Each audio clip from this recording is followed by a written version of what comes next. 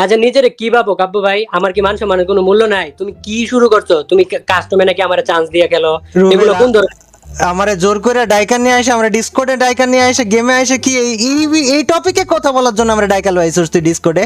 হ্যাঁ আরে ভাই, এর আগের বার তো যে কাস্টমটা খেলছিলাম ওটা হলো তোমার লগে ফাইজলামি করে খেলছি। আর যদি তোমার যদি কাস্টম খেলার এত ইয়া থাকে, এতই যদি তোমার গুরুত্ব থাকে, বানাও যাও ভাই কাস্টম বানাও। তুই কাস্টম নিয়ে এত চিল্লাপাল্লা করতেছিস কেন? কি হইছে আমি তো এটাই বুঝলাম না, কাহিনী কি? আমি কারে কি কইছি? কোন আরে শোনো, কি? এর আগে যখন তুমি ভিডিওটা বানাইছো তো আমি জানি না যে তুমি, মানে আমি বুঝতে পারি না যে তুমি ওটা ভিডিও বানাইতাছো। তো আমি ভাবলাম যে ফাইজলামি করে খেলা যাক, তার লাগে আমি খেলছি। তখন পোলা ভাই না আমার ভাই কি ভাই আপনি তো পুরা বট, আপনি কাব্য ভাইয়ের লগে পারেন না হ্যান ত্যান নানান তোর কথা। মনে হয় যে তুই ফাজলাম করে না খেলা সিরিয়াস হয়ে খেললে তুই আবার হারাইতে পারতিস?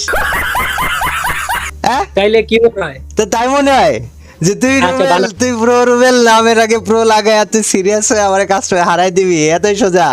হ্যাঁ এতই সোজা? এর লাগে তুই আমার কাস্টমে হুদাই যায়া মানে ফোন মন দিয়া ভাই তুমি কাস্টমে আসো টাসো চিল্লা অস্থির রুবেল মানে সিরিয়াসলি ভাই? হ্যাঁ আমি তো ভাবছি যে ওইটা তুমি ভিডিও বানাইবা না, এমনি খেলতাছি তো